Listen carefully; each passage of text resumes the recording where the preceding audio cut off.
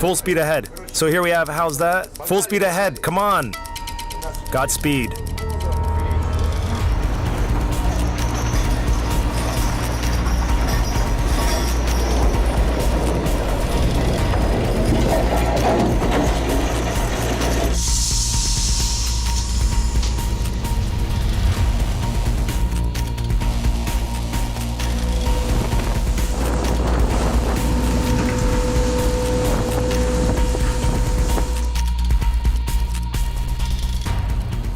Kilometers from Murmansk, hundreds of miles covered to no purpose. Rosyokhi has been looking for fish in the Barents Sea for 3 days, but the trawler's cargo hold is still empty. The crew's morale is in congruence with the situation.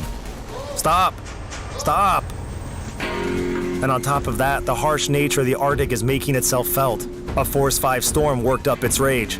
Icy, bone-piercing wind is blowing punch in the back hard. Waves are flinging the 30-meter vessel back and forth like a toy.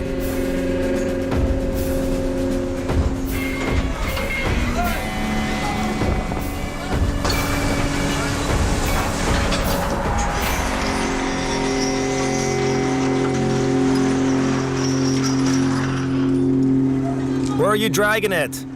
Look at me!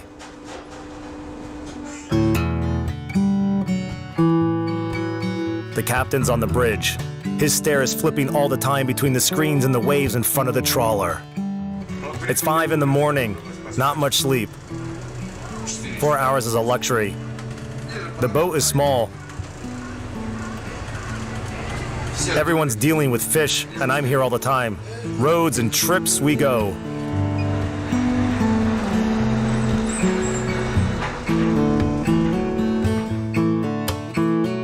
The captain is 50 years old. 32 of them he spent at sea. In that time, he's seen it all, both abundant catches and empty holds. Catastrophes occurred and tragedies unfolded in front of his eyes. He too had to deal with many predicaments, but the fight with the element always ended with him on the winning side. He earned a long-standing reputation of a cool-headed sea dog. But as a boy, his dreams were not so much about deep waters as about the sky. I wanted to study in the Barnaul Higher Military Aviation School to become a fighter pilot. But since I don't have the nasal septum, I was told that I'm not eligible for aviation. I can only go to infantry or fleet. We had offers from maritime colleges of Nakhodka, Kamchatka, Vladivostok, St. Petersburg, and Sakhalin, 5 altogether. And when me and my mates were on the Ruski island at the Far East, we were like, shall we go to Nakhodka? Sure, why not? So that's how my maritime life started. The most dangerous and the most mundane thing for fishermen is a storm. The captain doesn't keep any seashells at home anymore. Fishermen say that it's bad luck. You might never return back on the shore. Lena took every single one of the seashells and threw them away. She's not superstitious, but if it makes her husband feel safer, she's not going to protest against it.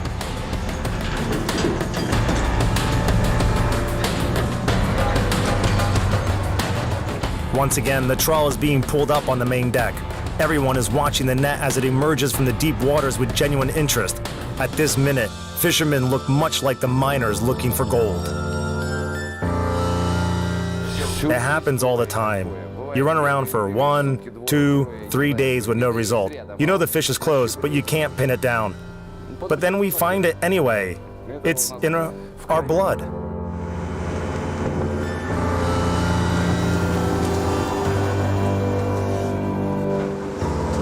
Not a hint of joy on the faces. The trawl came up with barely a quarter of its capacity.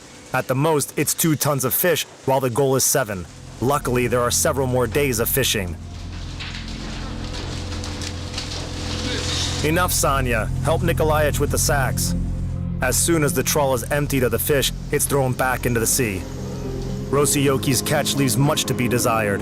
Sergei Gorbachev makes contact with captains of the fishing vessels sailing nearby.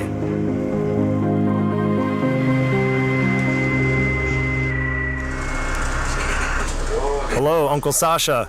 Pick up the phone. Hello, good morning, Sergei. What did you want? I wanted to know your catch from the last night. We didn't get much. The end product is about 2 tons.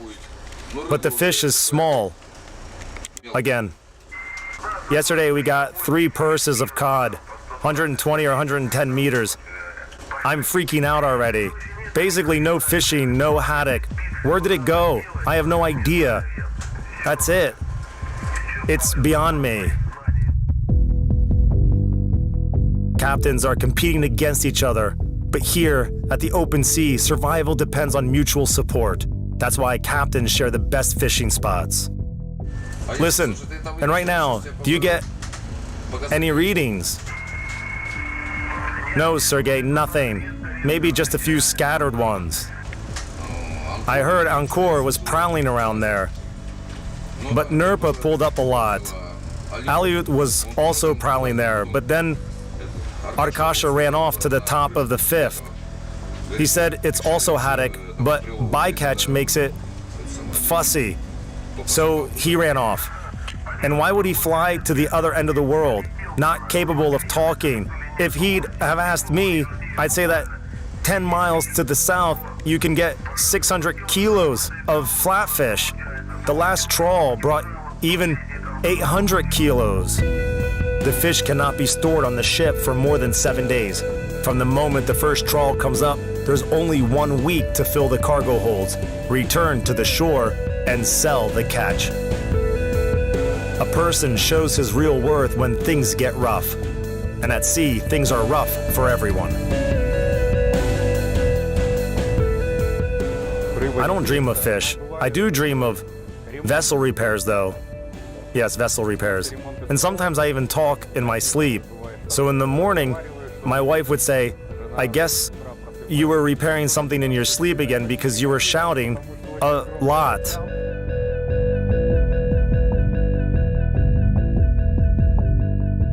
The lower deck is where the fish is being cleaned or gutted. It's the main job on the vessel. Everybody participates in this dirty conveyor regardless of marine hierarchy. Everybody except for the captain.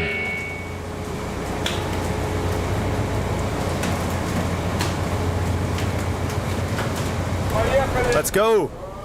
Let's go! Bring it on! 4 movements. Just 4 movements. This is how I do it. I take it like this. 2 fingers in its eyes, 1 under the chin. First, this movement. Second, cut it off. 3 and 4. That's it. When we are swamped, of course, I work here. It's good fish. On big vessels, it's not so very common. When the crew is big. But here everybody is a fish processing worker. When things get really crazy, that's how it is. From the first engineer to the first mate, everybody does the gutting. I've never seen the process organized like that, to be honest. You know, gutting like this with a knife, couldn't imagine. But the fish is always fresh, so it's actually good. You haul up the trowel and quickly process it, so it's not lying around for days. It happens in a moment, means quality, and the taste of the fish is naturally totally different. Hard and exhaustingly tedious labor, gutting for 18 hours at a time. The shift continues until all the fish is gone.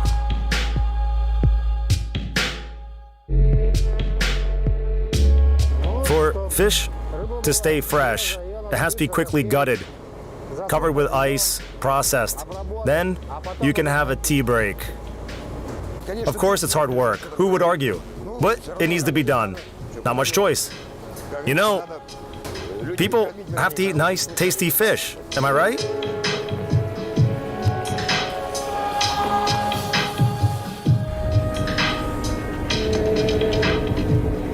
Next to the ship, seagulls and cormorants are having a feast. Waste products from the fishing conveyor are thrown into the sea, and flocks of birds swoop down on it. But in the caboose, pots and frying pans are as empty as it can get. The cook had worked a 10-hour gutting shift, and now he's sleeping.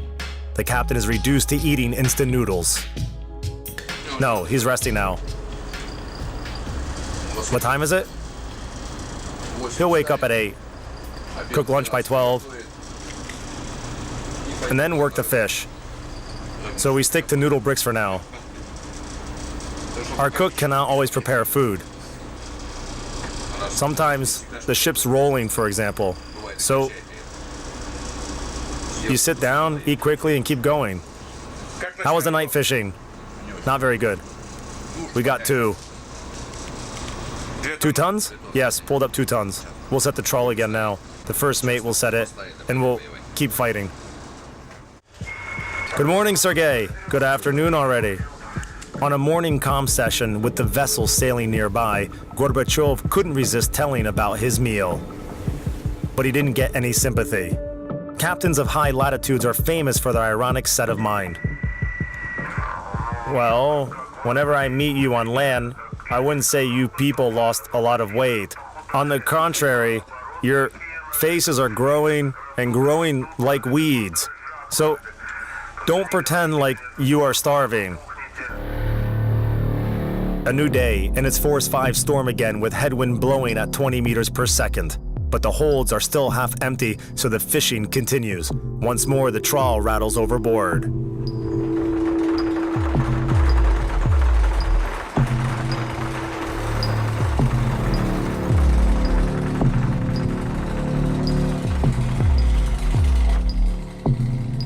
It seems that the captain never sleeps.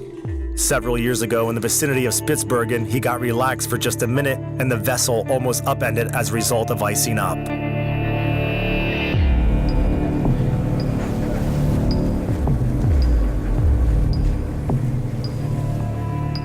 So I wake up because of the silence.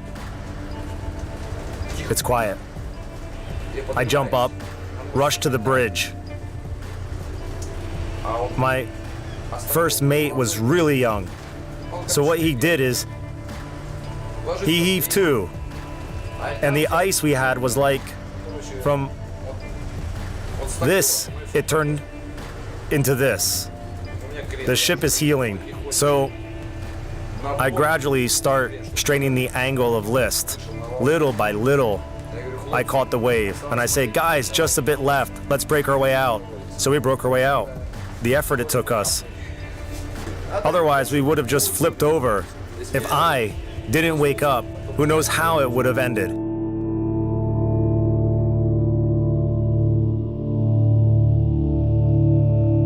This is the most famous church in Murmansk, Church of the Savior on Waters. It was basically crowdfunded, built on donations. When the captain is at sea, Lena, as many other wives of Murmansk seamen, comes here. She lights up a candle before an icon. Her prayers have only one plea, for her husband to come back home, safe and sound.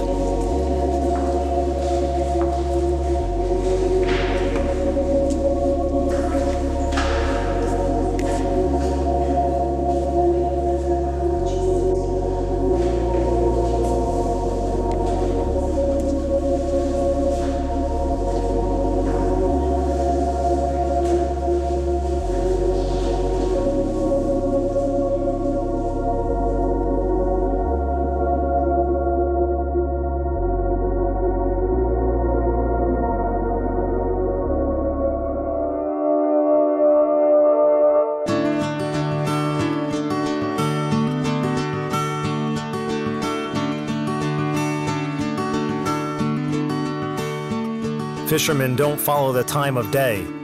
Concepts like breakfast or dinner don't exist here. Every fisherman comes over to have a meal when he has some free time. Eat fast, work fast. Sleep fast. Yeah, sleep fast. And slowly go to work. Mess room is not just a dining room. It's a place for talking and hanging out. Following an unwritten marine rule, nobody leaves dirty dishes on the table. No exceptions, even for the captain. Who else? Who would wash it? Everyone's at unloading now. Who would wash it? Here, we have self-service, so to speak. No waiters. No cleaners either. Everything by ourselves. You eat, be so kind, clean after yourself. Otherwise, the cook will eat your head off for dirty dishes. That's how it is. Viktor Bogdanov is the master of the kitchen, one of the most important crew members. As they say, in heaven, God is a cook on board, or cook on a sail is of admiral scale.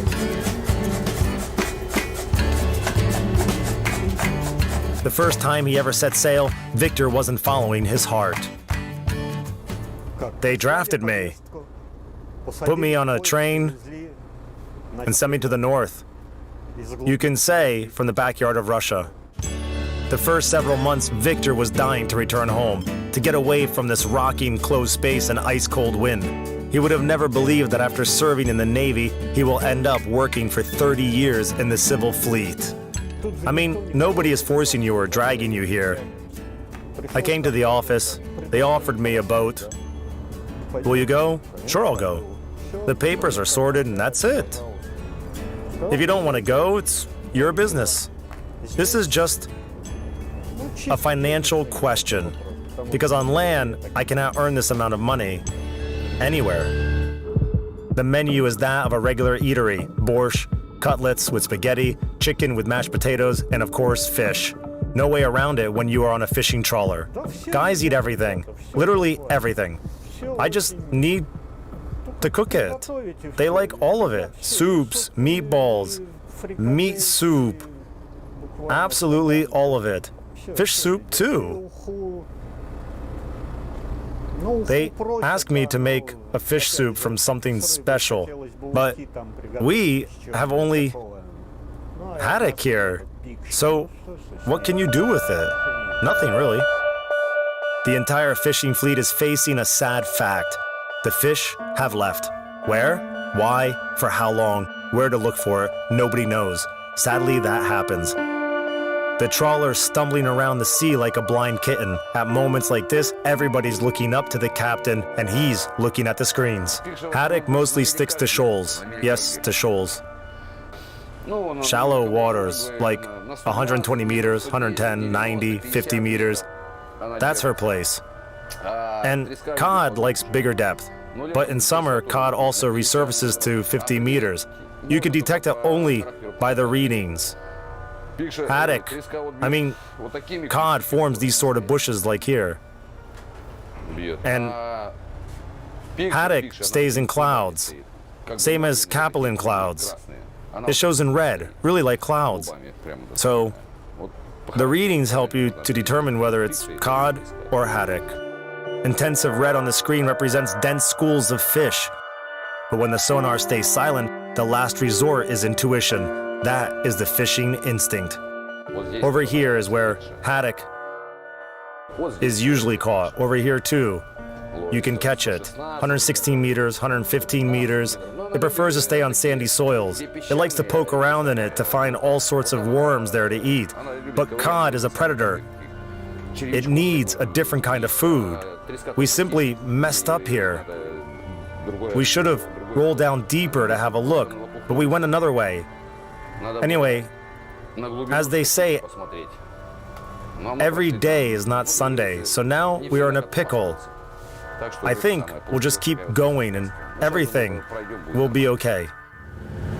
The trowel tumbles into the sea.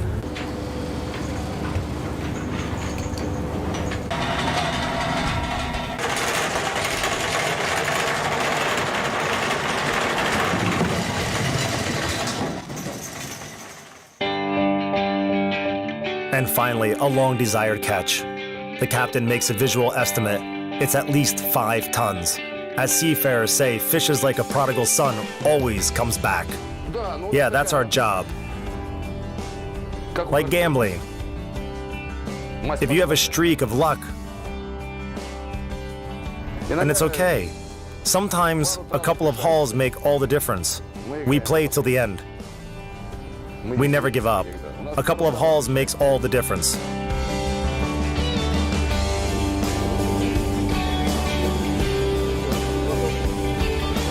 Sonia, get that one. The fish is also struggling.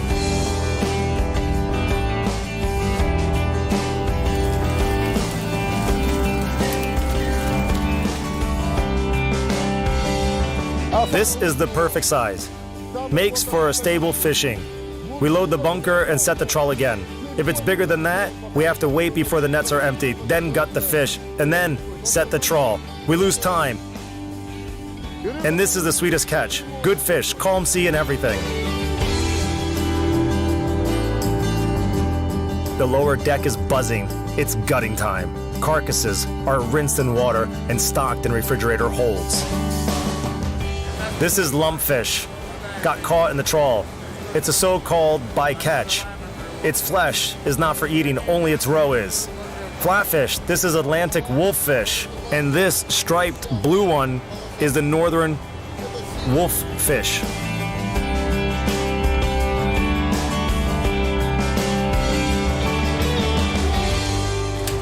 White stripe means cod. Black one, haddock. Production engineer Sergei Boychenko was nicknamed Fish SWAT. Without looking at the scale, he can fill the box to reach the required weight. You can always just add a small one, see? Add one. Add one, that's it, the target, 23.8. So I try to find a match. That's good. Done. We have a margin of 5%. So if a box here says it's 45 kilos, I can make it 47.2. No, 47.3. 47.25. Or the lowest weight is 43.75. 43.75, right. The thing is that fish still has water in it, and the water will seep away. The water will seep away and the weight will be smaller. Cod is more lightweight. Not exactly lightweight. I mean, it gives off more water. Right, here it is. Enough. Go. Freshly refrigerated cod and haddock are valued more than the fish frozen into an ice block. That's why carcasses are buried deep in ice chips.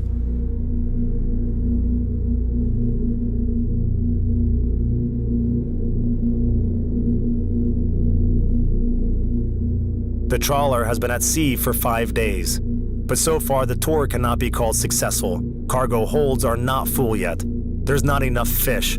Only 2 days are left till the moment when the fish, even buried in ice, will start to rot. The crew grows dead silent. It's not common here to be cast down, but fishermen's faces become even gloomier. Of course the spirits get low. We went to sea to catch fish to earn money, and it's not working out. So the mood is poor. Ghastly, but everyone's making jokes.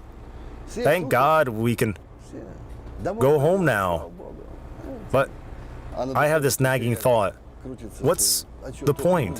What did we come here for? By mid-tour, many sailors have their gutting gloves torn apart. The boatswain, grumbling, has to reach into his coffers. Petrucha, come over, take it. Okay, got it. Next one, Tikhon. Where's Tikhon? They say that the appearance of the vessel can give you an idea of the crew's boatswain, the chief manager of resources. The tougher is his character, the more order you have on board. I think it's not the professional expertise that matters, but the personality you show at sea. Professional part comes to you with time. You can learn how to do your job. What's important is to be a good person. If you are a good person, you'll be treated well, too. When a new person comes, you watch him. Say you are busting your hump and he's taking smoke breaks. He either has to smoke or to make a call. He's constantly slacking. Boatswain screams. The most in the fleet, I guess. Screaming a lot. People say to me, go ahead, grumble, get it out of your system. I mean, different things happen. After a working day on land, a person returns home to his family. But at sea, you are forced to talk to the same people 24/7. It's literally an enclosed space. 3 meters here, 3 meters there, brushing against each other. Every morning you wake up and see the same faces. It can get to you a little. Some people are short-tempered. Some people are sort of emotional. And of course, every little thing can make people go at each other. But then it's over and they go their ways like ships at sea. The captain aims to nip all conflicts in the bud. We wait to return from sea, get on land, and sort it out there. But I never really had it in my practice. As you can see, everything's calm and quiet on my ship. Nobody has issues, everybody works. This is work. We don't have time for personal stuff. You go to sea, you leave your problems out there, and this is the sea. Bell rings 2 times, and crew members start walking onto the fish deck to set the trawl again. To be more exact, they are dragging their feet and rubbing their eyes, as this day they had only 2 hours of sleep. Petya's not here?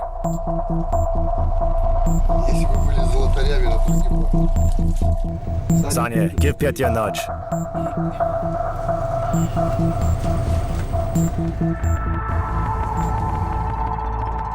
Waves reach 5 meters in height. Staying on the deck is dangerous. At any moment, one of those waves can wash someone overboard. Surviving in the ice-cold water is possible for just several minutes. And finding a person in the raging sea in this period of time is next to impossible. Nobody wants to end up on the sea bottom, so fishermen watch out for each other. Careful! Nikolaich, back down!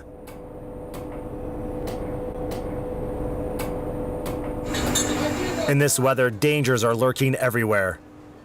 Several masters have been washed off with the fish. They untie the sack with the fish and the fish starts flowing out. They don't react in time and get washed off, maybe even overboard. There were cases like this. On certain vessel types, the gutter is not closed. There's just a rope stretched and that's it. So they untie the fish sack, let it out a bit, and make an easy knot to deal with the first batch. The knot easily gets loose, just like that, and the fish flows out of the sack. That's it. A man gets knocked down and thrown overboard. Anatoly is way into his 60s, but he still keeps going to sea. The seasoned sailor has an unquestionable authority among crew members. Let me. Here. If you want it to work, you have to do it with your own hands. Then the trawl will work. You have to assemble it, to check it, to fix it. It shouldn't be lopsided. On the 5th day of the tour, when the new recently bought trawl was being pulled up, a tragedy happened. It seems to have hit a big rock on the bottom. Upwards. The oil is hissing. It's been hissing a while. Unwind that one. That one. Over there, further. Come on, come on. No good. Nobody could have imagined that an absolutely new net will get out of service so soon. The captain gives an order to prepare the spare trawl and resume fishing. Sometimes on a tour, a trawl would catch hold of something on the bottom and remain there. In this case, the vessel has to turn around and start looking for it. The search can continue for several days without yielding any results.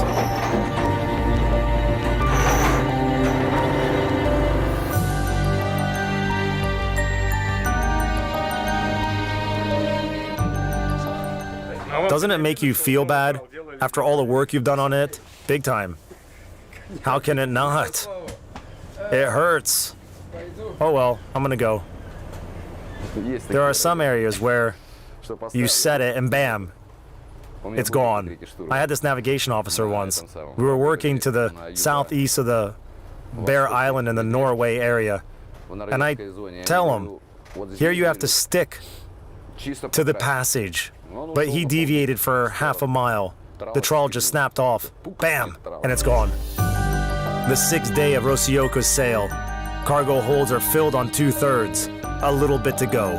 The catch size is not so bad, and there's a reason to be happy. But an unexpected thing happened. The only remaining trawl once again snagged a rock on the sea bottom. It completely ruined the selective mesh that allows smaller fish to escape the net. Without this mesh, fishing is illegal, which means this tour for Rosioki is over. Okay, that's enough.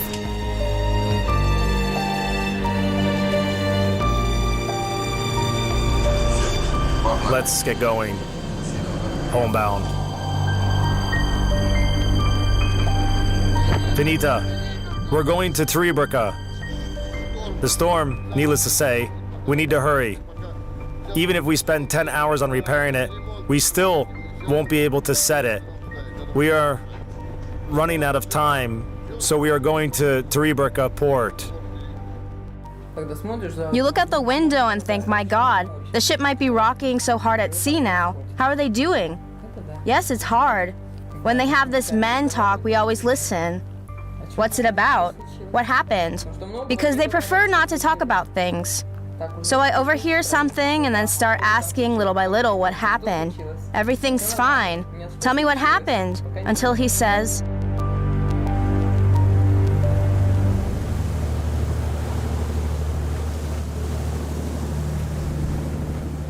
Hello? Hi. How are you? How's Vitya? Fine? And his grades in school? Good, good. I'm okay. Tomorrow I think we'll be in Treebrika, so I'll call you from a regular phone. The trawler is hurrying off to Treebrika, a small village on the Barents Sea coast. Out of the cargo hold onto the pier comes boxes with the fish. Several dozen tons of catch. It's time for the most exhausting part. Just sit and wait for a new trawl to be delivered and the vessel to go fishing again.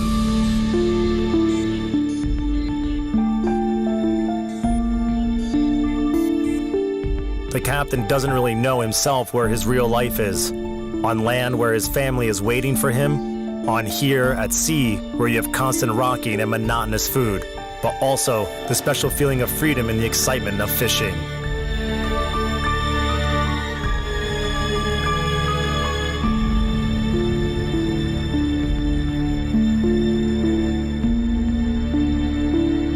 Before their families know it, fishermen are sailing again over the gray surface of the Kola Bay, towards storms, rush jobs, and sleepless nights. Every trawl will be bringing joy or disappointment, and somebody will definitely wait for them on land. That's how it has always been, and will always be in Murmansk, a city under the North Star. Normal, solid, manly work, real work. I know this work has to be done. Deep in my heart, being a captain makes me proud, because I'm a captain. I won't be ashamed to tell my kids. Actually, my daughter has grown up, so to grandkids, that I worked in the fishing fleet. I sailed around the Bering Sea, Barents Sea. I sailed many seas. I won't be ashamed to say that.